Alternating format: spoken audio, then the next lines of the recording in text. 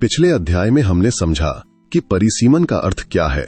हमने ये भी जाना कि भारत के संविधान में ये व्यवस्था पहले से मौजूद है। लेकिन अब सबसे बड़ा सवाल, अगर परिसीमन लोकतंत्र का एक सामान्य हिस्सा है तो फिर पिछले लगभग 50 वर्षों से इसे पूरे देश में क्यों नहीं किया गया? क्या किसी सरकार ने इसे रोक दिया या इसके पीछे कोई और कारण था? इसका उत्तर हमें भारत के इतिहास में ले जाता है। जब भारत आजाद हुआ तब देश की आबादी आज की तुलना में बहुत कम थी। इसलिए 1951 की जनगणना के बाद चुनाव क्षेत्रों का निर्धारण किया गया। फिर 1961 की जनगणना के बाद और उसके बाद 1971 की जनगणना के आधार पर भी परिसीमन हुआ।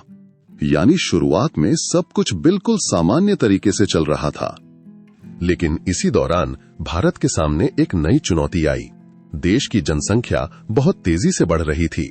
अलग अलग राज्यों में ये वृद्धि समान नहीं थी। कुछ राज्यों ने परिवार नियोजन, शिक्षा और स्वास्थ्य पर अधिक ध्यान दिया, वहीं कुछ राज्यों में जनसंख्या तेजी से बढ़ती रही। इसका मतलब था कि आने वाले वर्षों में कुछ राज्यों की आबादी बहुत अधिक हो जाएगी। अब सोचिए, अगर सीटों का बंटवारा केवल जनसंख्या के आधार पर होता तो जिस राज्य ने अपनी जनसंख्या नियंत्रित की उसकी लोकसभा सीटें अपेक्षाकृत कम हो सकती थीं, जबकि जिस राज्य की जनसंख्या तेजी से बढ़ी उसे अधिक सीटें मिल सकती थीं। कई नीति निर्माताओं को लगा कि इससे परिवार नियोजन अपनाने वाले राज्यों को नुकसान महसूस होगा।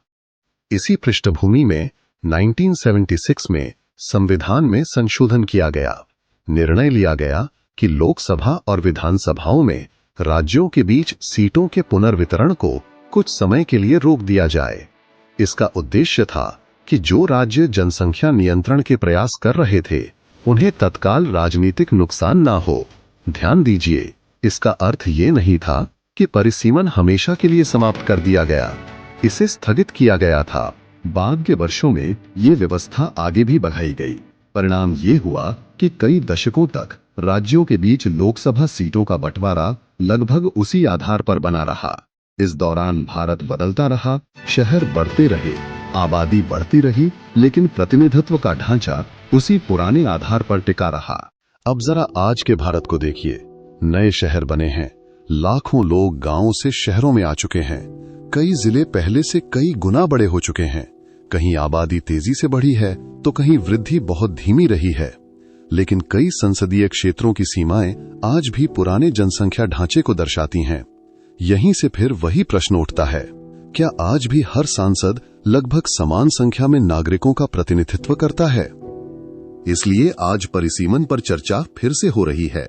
ये चर्चा केवल चुनावी सीमाएं बदलने की नहीं है, ये चर्चा दो महत्वपूर्ण सिद्धांतों के बीच संतुलन की है।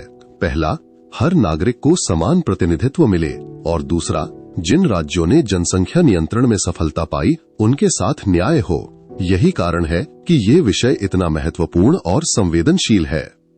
अब तक हमने केवल इतिहास समझा, लेकिन अब सबसे महत्वपूर्ण प्रश्न आता है, आखिर नया परिसीमन कैसे होगा? क्या सरकार अपने मन से नक्शा बदल सकती है?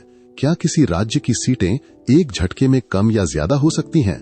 या इसके लिए संविधान ने एक पूरी प्रक्रिया तय की है?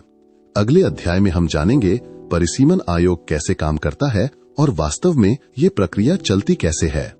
भारत को समझना है तो संविधान को समझना होगा, और संविधान को समझना है तो जुड़े रहिए द चौहान एक्सप्लेन्स के साथ।